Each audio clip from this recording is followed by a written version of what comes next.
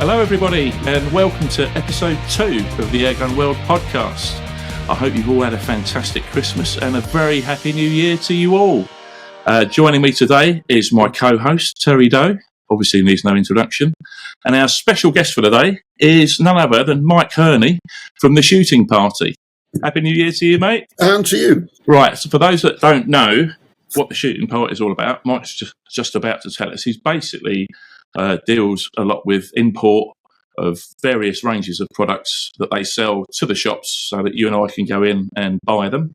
So we've got you on board today, Mike, just to talk about the trials and tribulations of importing stuff from all around the world, like I know you do, and just to get a bit of an insight really into, because you've got a lot of very well-known brands now under the Shooting Party banner, just to get a bit of an insight into how you go about choosing new products, or how do you find them, where do they come from, that sort of thing. So that's what we want to talk to you about today. I'll kick off with, I think, probably one of your biggest success stories in the last year or two has got to be QIS pellets, hasn't it? Oh, most definitely. If I'm brutally honest, the success way surpassed anything we thought we would achieve at the time, or indeed the factory. They were perhaps a little bit more traditional in the way that came around than some of the other products, in that we met them where? At IWA in about 2017. I think at that point, a Chinese branded manufactured pellet, most people would have been very skeptical about whether that was right for the market or not. I took the view, once I started to check them out and look at them in detail and then subsequently test them, was that in the same way 20 years ago, who would have bought a checkmate pellet? And they became the market leaders. And quickly you start to research the history of QIS, and they made themselves in 10-meter Olympic target shooting.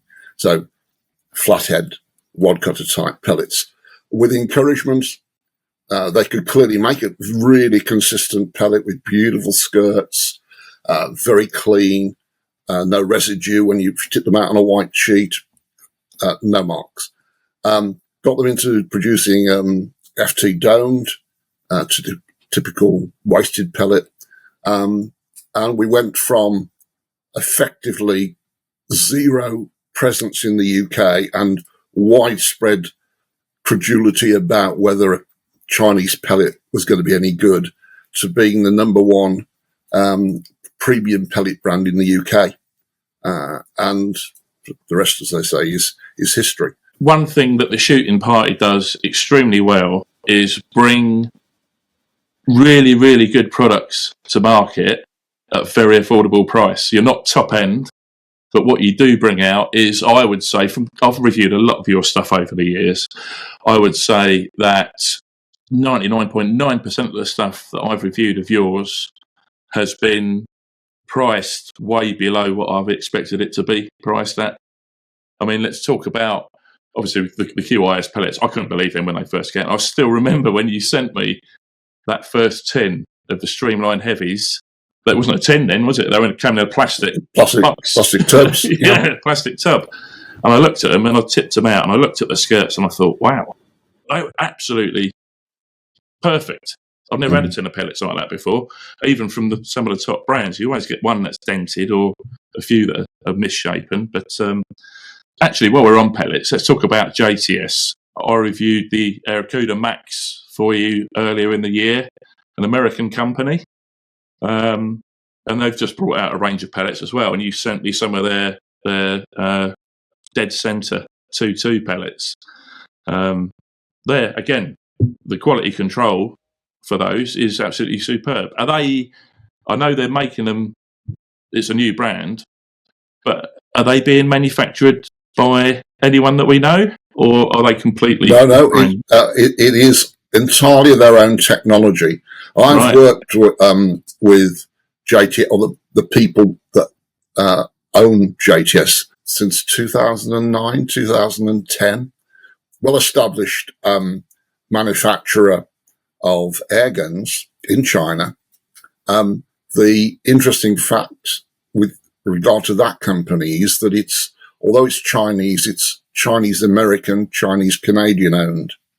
So the proprietors and the main active participants live in the States, but regularly are at the factory in China. So they had a better perspective on where the market was going. Sometimes it's an uphill struggle to explain. I'll give you a perfect example of how sometimes dealing with a factory a long, long way away from home with no particular shooting culture around them can think they're doing a really great thing, but missing the entire point.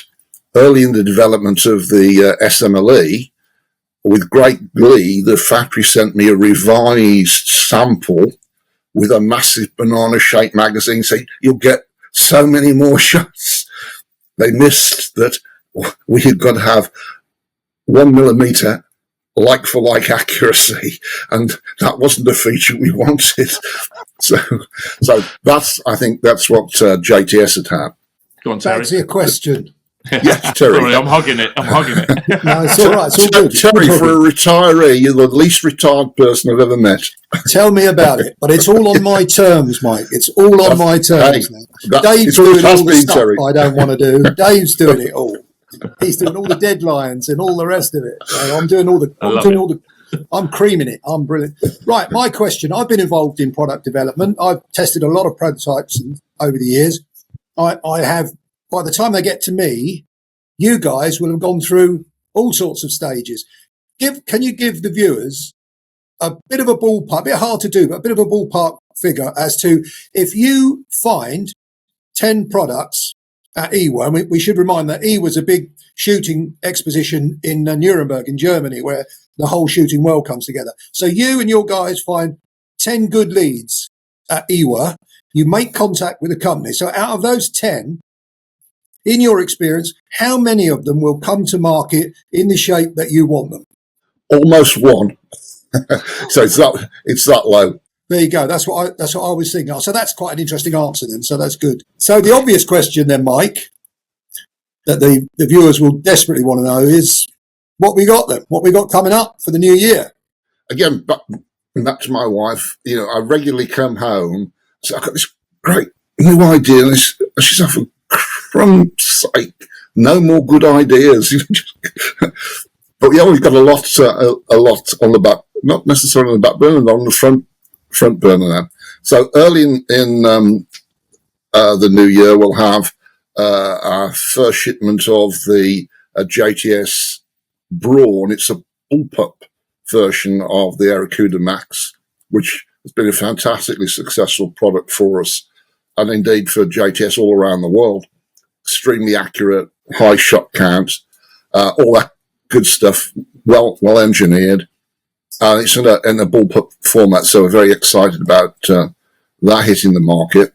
We also had their first samples of their pellets in 177 caliber.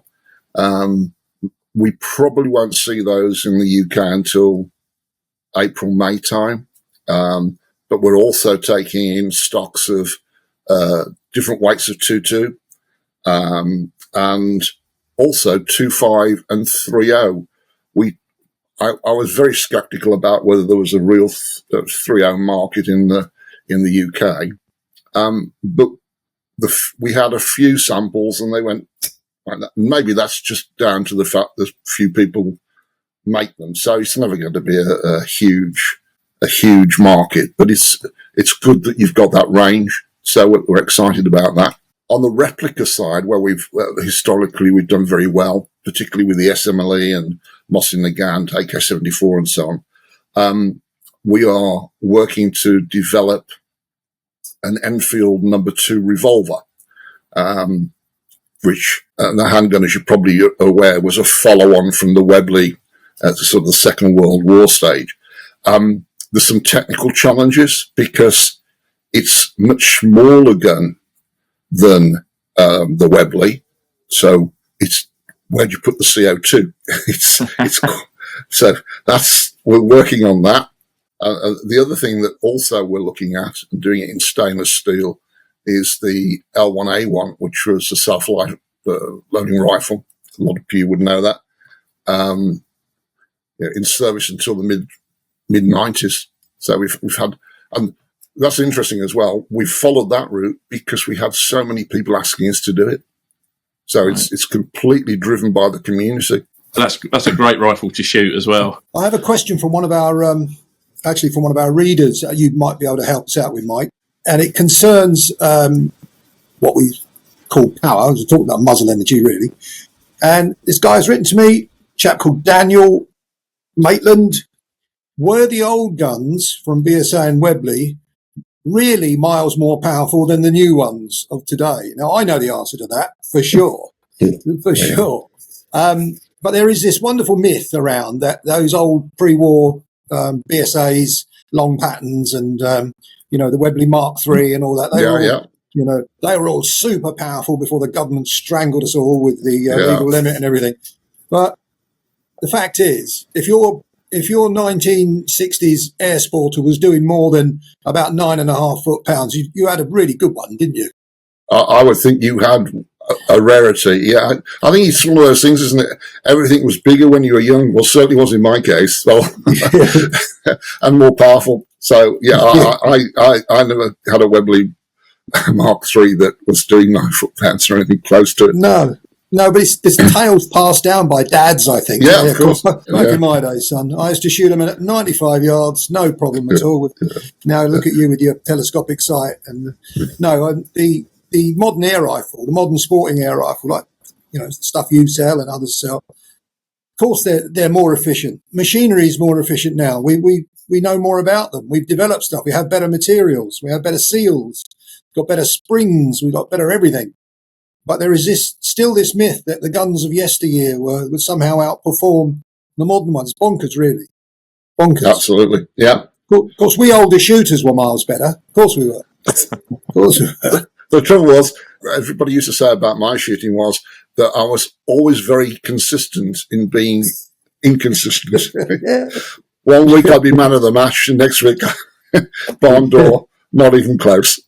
So right, well, let's talk a bit more quickly about the other brands that you've got under the Shooting Party banner before we move on to some readers' or listeners' questions and answers.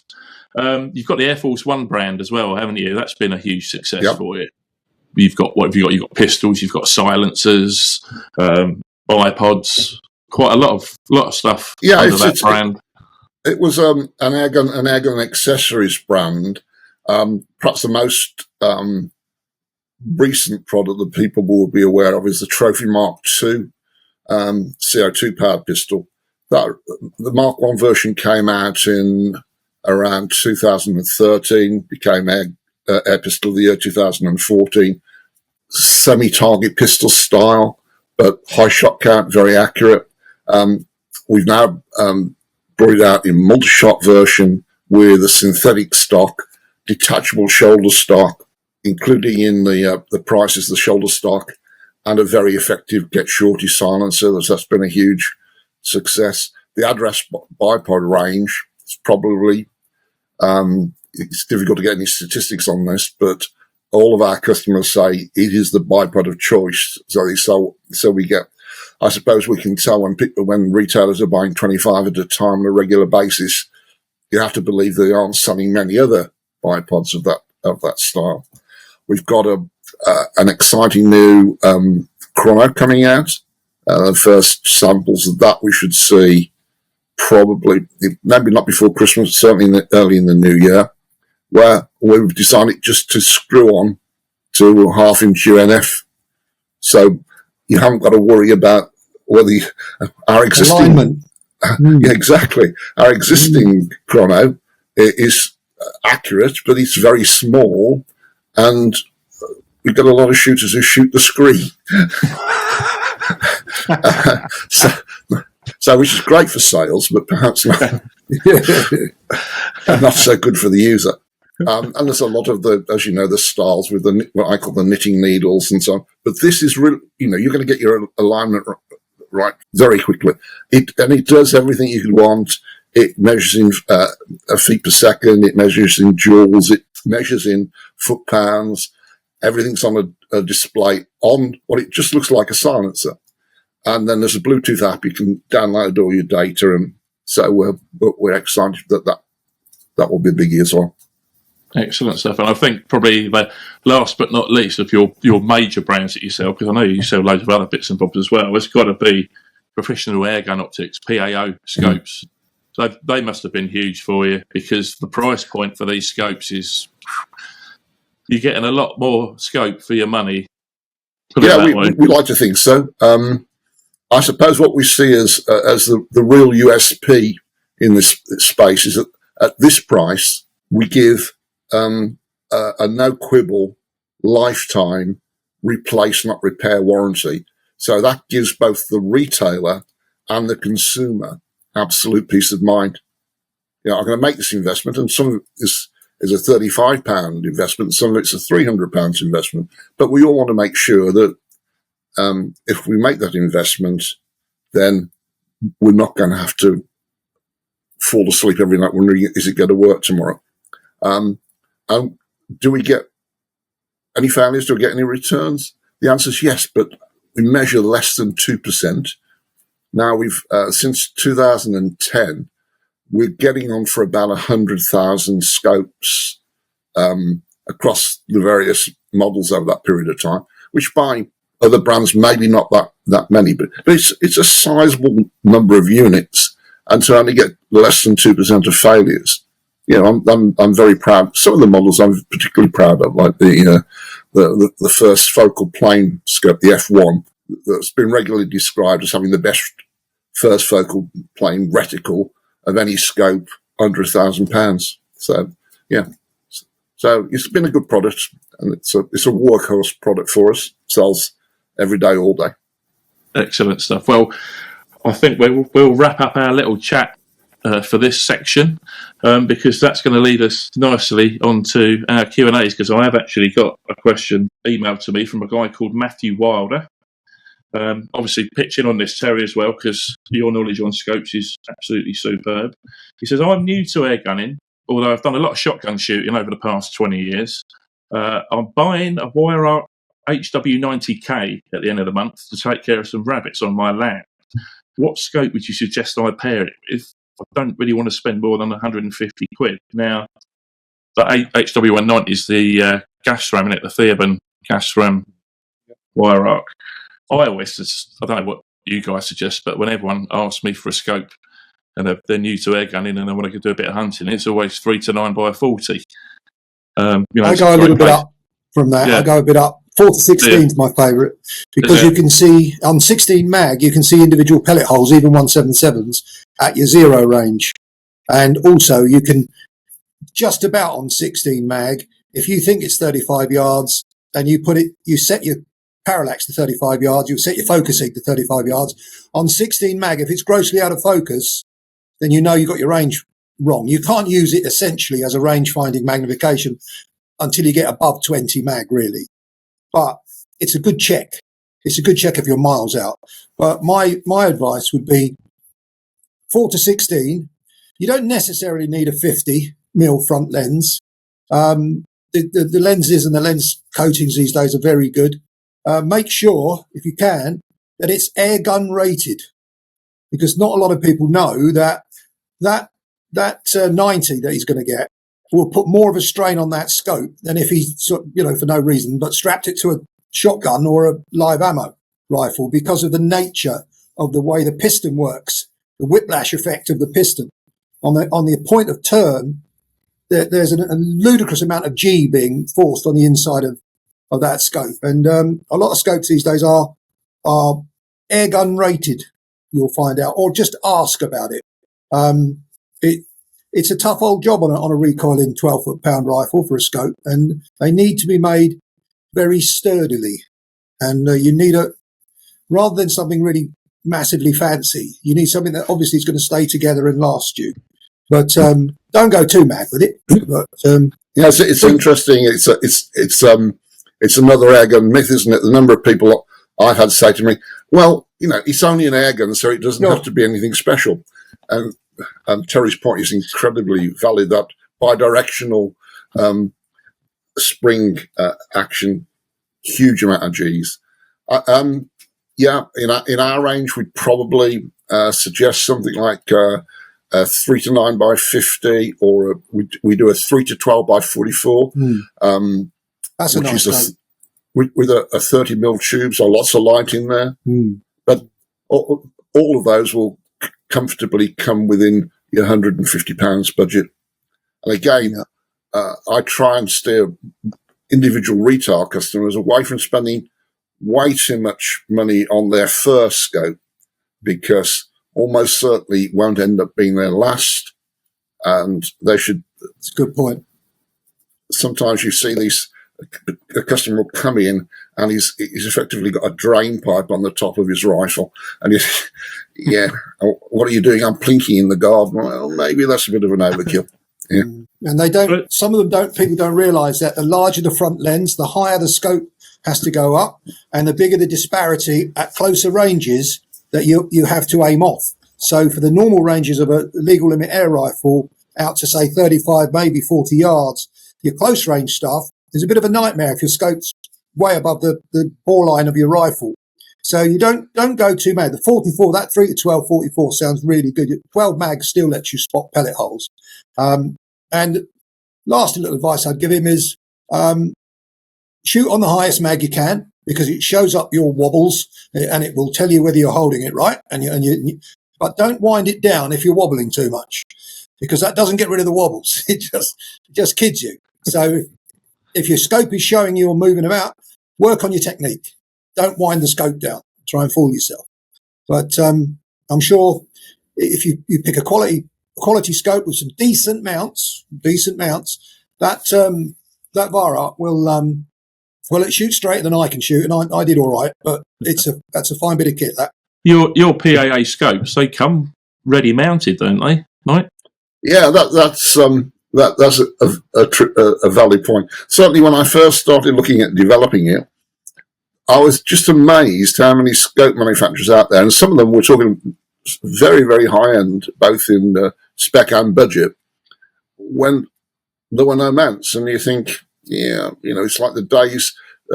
I'm sure Terry's old enough to remember when you used to have to go to Woolworths to buy a plug because you bought a kettle elsewhere and then you couldn't actually plug it into the wall. Yeah, oh yeah. It seemed to me that maybe it was quite a good idea to provide the mounts with the scope, so that from a retailer's point of view, he hasn't got to worry about whether he's got the right mounts in stock for that particular scope.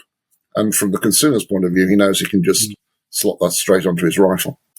Well, which makes them even more better for value for money, doesn't it? With the scopes already included. And they are literally, you open a box of a PAA scope, take it out of the box, and it is actually mounted. All you've got to do is stick it on top of your rifle and you're good to go. There's no fiddling about with Allen keys, undoing the tops of mounts and stuff. It's, brilliant product. Okay, I've got another question here. This one's actually aimed at you, Terry, from a guy called Adam Ashworth. He's gone, Terry, back in the day when you were winning all that silverware in high-level competitions, what was your training routine?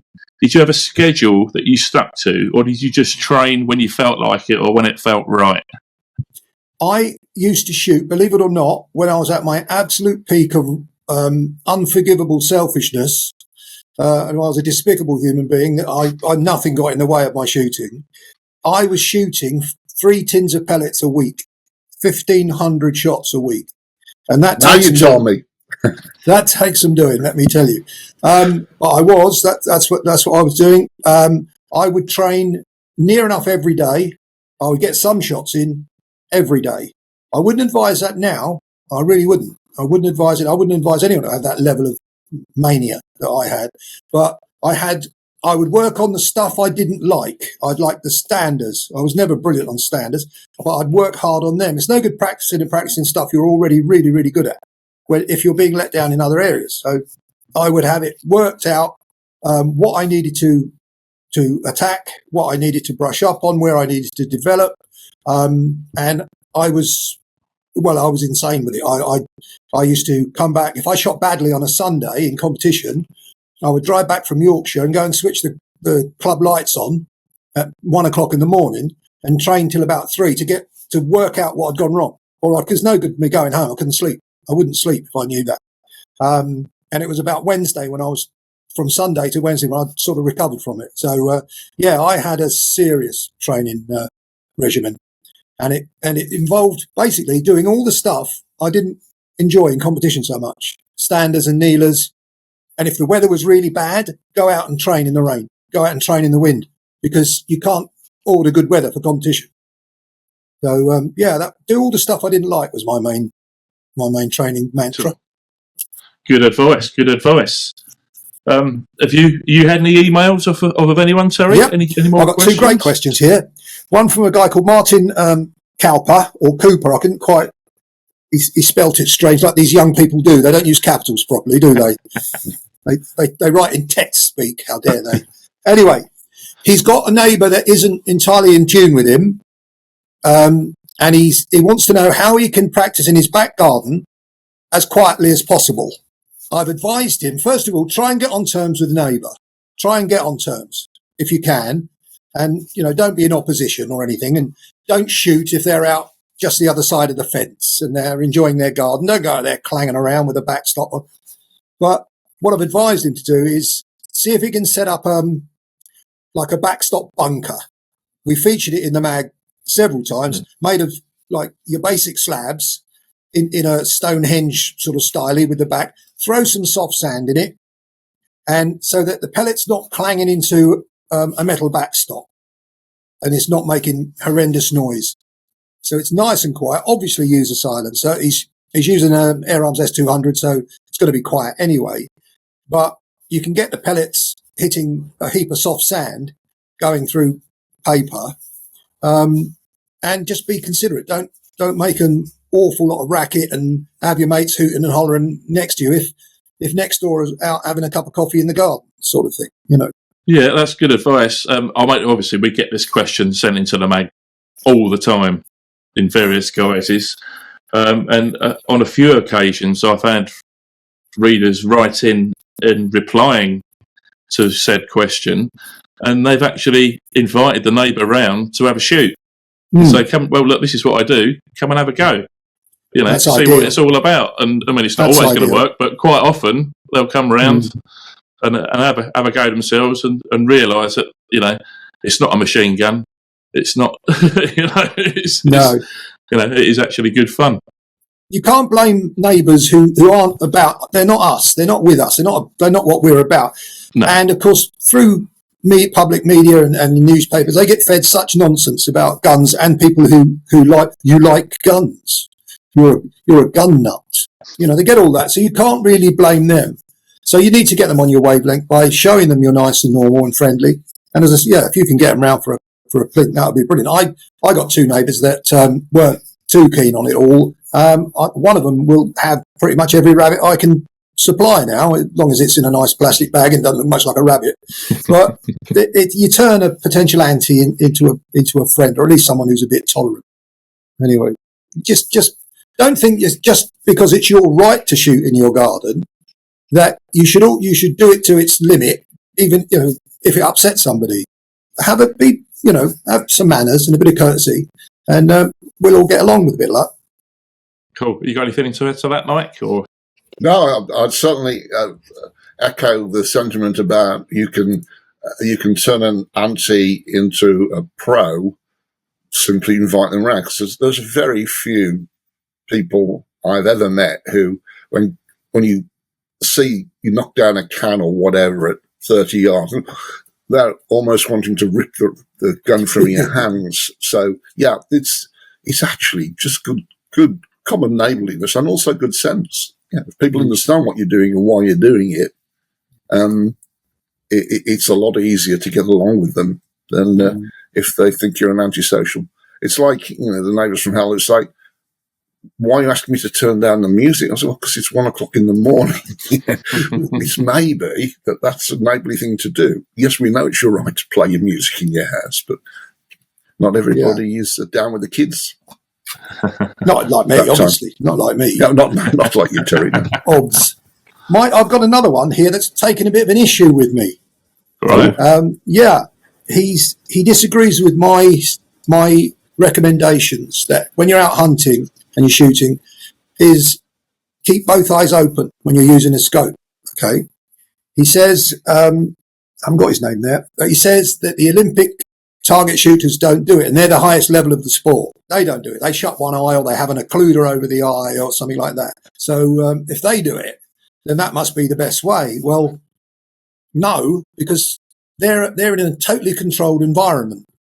They're not going to have somebody trespassing with a dog mooching in from the right-hand side. They're not going to have that. They're not going to see a better target pop up 20 yards closer. They're not going to need to judge the wind on the eyeball. Naked eyeball, an open eyeball is the finest wind detector there is. And it doesn't matter to them if they cut down their field of view by 50%. It doesn't matter to an Olympic target shooter. Everything's under control. But when you're out in the field, to get rid of half of your field of view, that's a big old deal, that. You can also see branches moving or the grass moving when the wind's just coming to kick in from one side. That's going to affect your shot by the time you release it. So I will say again, and I will always say, if you can, some people just can't do it, but if you can, keep both eyes open. Relax yourself. It's more relaxing to keep both eyes open as well, but you're going to obviously see 50% more, and some of the things you see could be extremely important to that shot. So I'm right, he's wrong, basically. Yeah, no, I do agree with you. It takes some getting used to, doesn't it, just to begin with, to keep both eyes open, but it just comes naturally to me now, shooting like that. I'd agree with the sentiment. It makes absolute sense to be spatially aware. I've never mastered it. Mastered it, I'm afraid. That doesn't Perhaps mean I should be older. When you're a bit older, Mike. Terry, I owe you one. Well, I think that's just about going to wrap it up for this episode, everybody. I'll just get a shameless plug for the magazine, which is still on sale, the January issue, for another week or so, I think, before the February issue comes. Oh, look, what's that on the cover, Mike? Oh, I barely recognise it. That's one of yours, isn't it? The Curvan Air Boss, yeah, another lovely rifle. Excellent stuff. Okay, so thank you very much for joining us, Mike and Terry, as usual. Thanks, guys. I must admit, I was a bit trepidatious because that's something I've done before. But I've actually enjoyed it. You're naturally shy, aren't you? That's your trouble. Retiring. And are you going to be at the shooting show in February? Absolutely. Yeah, absolutely. Well, we'll see you there, my friend. See you there. Yeah, likewise. For everyone listening, don't forget to subscribe to the magazine. Just log on to airgunshooting.co.uk, click on the shop tab, and there's loads of special offers on there for subscriptions. And just to remind you that when you do subscribe, you get BASA airgun insurance included in your subscription. So it's a double whammy. Joining you in a couple of weeks' time will be Matt Manning and Rich Saunders, and I believe they've got the legendary Tony Belas from Bay State Brocock on with them, so that will be a good one to listen to. Tony's been around a few years as well, hasn't he? So that's it from us. Like I say, Happy New Year, and Matt and Rich will see you in 2 weeks.